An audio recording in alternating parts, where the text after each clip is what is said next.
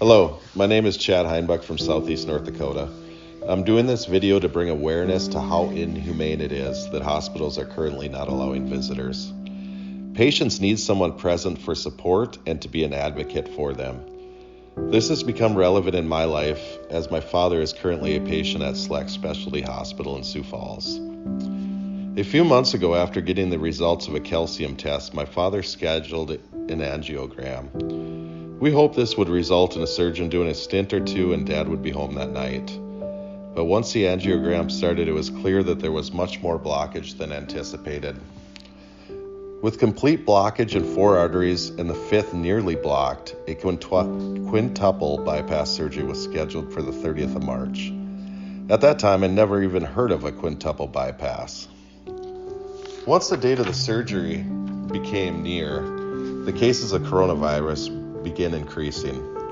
As we all know, this causes CDC to put out recommendations to hospitals to limit visitors. At that point, nearly all hospitals took upon themselves to close the doors to all visitors. So on March 29th, my mother and brother drove down to Sioux Falls, stayed the night at a hotel, and early the next morning, my brother Josh dropped Dad off at the hospital, and that was the last time that Josh has seen Dad.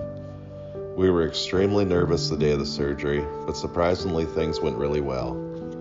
They were able to bypass 4 arteries and planned on stenting the 5th artery on a later date. The only hiccup with the surgery was upon restarting his heart, it went into AFib, requiring him to need a pacemaker. Within a day of the surgery, we were told he was sitting up and eating. We began talking to him on the phone 2 days after the surgery. He seemed very lethargic, but we were able to communicate with him to some degree. He stayed at the hospital for 10 days and then was transferred to Select Specialty Rehab. At that time, we were a little concerned that the move came too early, but the doctors assured us that he was ready. Upon transferring to the rehab, our communication with him began to suffer. We would call in, get the nurses stationed, and they would transfer us to his room, but the phone would just ring and ring and ring. Finally, on Easter morning, we were able to get a hold of him. He told me he was in pain everywhere, and then the line went dead. The next thing we heard was 4 days later, we were told that he was being transferred to Avera McKinnon Hospital. A few hours later, we heard from the hospital, and they were putting him on a ventilator. We were shocked by how fast things had escalated. As the days passed, Dad continued to be nearly unresponsive and did not open his eyes for several days. From the beginning, the plan was to keep the ventilator on for 14 days and then make a decision to unplug or to put in a trach. Given the magnitude of that decision, the hospital allowed 2 of us to come into the hospital and see Dad. That day, 13 of us drove down to Sioux Falls, knowing that only 2 of us could go into the hospital. We decided that my little sister and my mother would be the ones to get to go see Dad. At this time, keep in mind that he had not had his eyes open for several days, but within 10 minutes of Shelby and Mom being there, Dad began to open his eyes and then began communicating with them by either blinking 1 time for yes, 2 times for no, or else squeezing their hands in the same manner. He began to come to life. He was crying, his body was moving all over, and he was trying to bring his head towards my mom. Once the visit was over, we were told we could come back maybe once a week, but that never happened. During that visit, knowing that Dad was coherent in communicating with them, Mom and Shelby asked him several times if he would like the trach put in, and every time he said yes.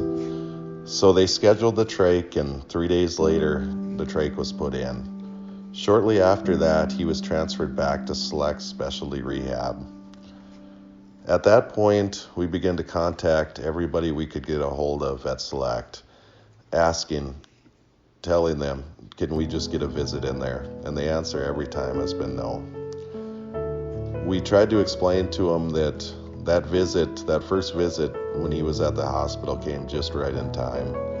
We had a conversation with my uncle. He had a brain aneurysm 15 to 20 years ago and was in the hospital for several weeks.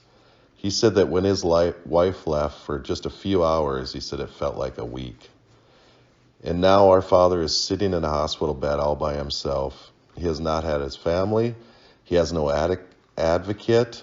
And to be perfectly honest, the lack of communication between us and the medical staff has been ridiculous. It has been almost 7 weeks since most of us have seen him. We feel like he needs us there to become responsive. It worked the first time. We need to get in there now before we lose him. He is a human being. He has a loving wife at home, 5 kids, 7 grandchildren, and number 8 is on the way. He deserves to meet him or her. We have offered to take a COVID test, whatever we need to do to get in there. We understand nobody is forcing him to stay there, but he needs care and we are nervous if he can handle a move. Please, we need your help. Please share this. Thank you.